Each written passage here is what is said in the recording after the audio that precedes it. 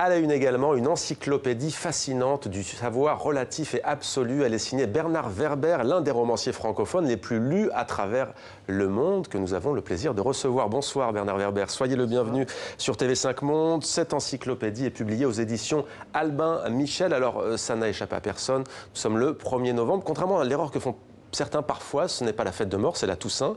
La fête des morts, c'est demain, le 2 novembre. La mort, c'est un thème qui vous tient souvent à cœur, vous en parlez beaucoup, pourquoi ?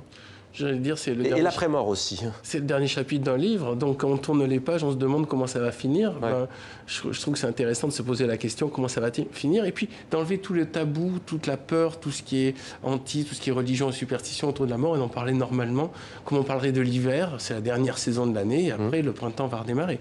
Mais en fait, ce qui m'intéresse, c'est quand même la vie, plus que la mort. La vie plus que la mort, mais la mort, vous en parlez avec les moines bouddhistes notamment. Oui. Quel est leur rapport à la mort ?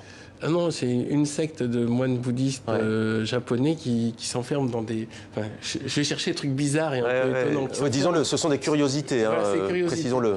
Et ils s'enferment sous terre dans des caissons de 1 mètre sur 1 mètre.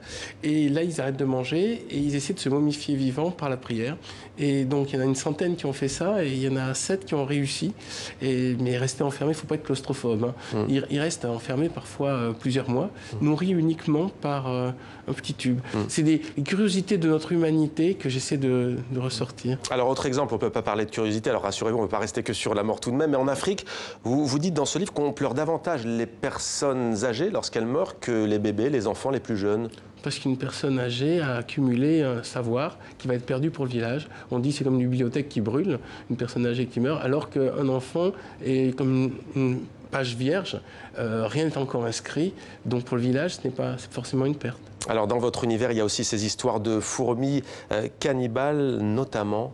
Pas cannibales, carnivores. Je me suis retrouvé en Côte d'Ivoire à suivre des colonnes de fourmis magnans qui sont comme des ruisseaux qui envahissent tout. C'est mon premier reportage, c'est comme ça que j'ai démarré dans le journalisme. Et j'ai pataugé au milieu de ces fourmis qui en effet ont essayé de me tuer, de me recouvrir. Mais c'est le moment où on se sent un petit humain dans une nature très puissante. Et je crois que c'est une très bonne leçon de se rappeler qu'on n'est pas les plus forts. Par moments, la nature peut nous mettre en danger. Alors il y a les animaux bien entendu, hein. Il y a la théorie du centième singe, il y a les sirènes et les lilliputiens, la véritable recette du cassoulet toulousain aussi. Vous n'êtes jamais à court d'imagination. Je suis toulousain. Et vous êtes toulousain, et ça donne quoi au fait la véritable recette? Alors là, c'est quoi la curiosité? Elle est donnée, j'ai rencontré une vieille dame qui m'a dit la vraie, elle savait comme ça. Je me suis dit, tiens, comme ça, si les gens ne trouvent rien de pratique dans le bouquin, ils vont trouver une recette de cuisine. Il y a plusieurs recettes de cuisine, il y a aussi la mousse au chocolat, je crois, l'île flottante. Et l'île flottante et la mousse au chocolat. Le chat, c'est un animal de compagnie qui intrigue beaucoup. On dit souvent qu'il est très indépendant par rapport aux chiens, par exemple. Vous êtes intéressé à la manière dont ils réfléchissent. Réfléchissent-ils vraiment? Je crois que surtout, ils nous prennent pour leurs serviteurs. Donc c'est le seul animal qui n'est pas snobé par l'homme, il n'est pas impressionné par l'homme. En tout cas, moi, j'avais une chatte qui me regardait dans le style « pauvres humains, vous en êtes encore là ».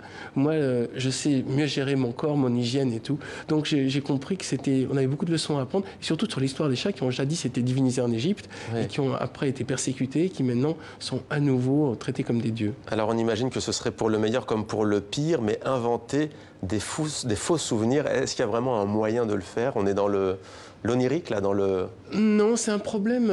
J'ai découvert ça aux États-Unis, ça prend de l'importance. C'est les psychanalystes qui, sur les cas de filles anorexiques, leur inventent un traumatisme sexuel pour soigner leur anorexie. Et le phénomène a pris suffisamment d'importance pour qu'il y ait une femme dont je cite le nom, qui se retrouve à gérer ça et qui s'aperçoit que finalement, les gens, par moments, arrivent à se convaincre de quelque chose de faux au point d'être sincères quand ils disent que ça s'est réellement passé. Je signale aussi la sortie de votre nouveau roman, Bernard Werber. Il a pour titre La boîte de Pandore. C'est toujours aux éditions Albin Michel. Alors, dans ce roman, vous essayez, dites-moi si je me trompe, mais à nouveau de nous révéler ce qu'il y a de fantastique dans le monde qui nous entoure aujourd'hui en quasiment 2019. Oui, je crois que les nouvelles frontières à explorer, c'est les frontières de l'esprit. Et là, dans La boîte de Pandore, je parle de l'hypnose et des régressions dans les vies antérieures qui nous permettent de visiter nos vies antérieures. Alors évidemment, on n'est pas obligé d'y croire, mais j'ai beaucoup d'amis et moi-même, je le pratique. C'est-à-dire que je visualise un couloir avec des portes qui sont toutes mes vies antérieures et je vais les visiter comme on fait apparaître un petit film. Et ce qui est troublant, c'est le nombre de détails. Et après, je vais vérifier si ces détails sont crédibles. Mais je trouve ça...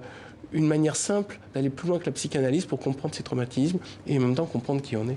Merci beaucoup Bernard Werber, encyclopédie, on le rappelle, du savoir relatif et absolu. C'est aux éditions Albin Michel. Merci beaucoup. Merci à vous.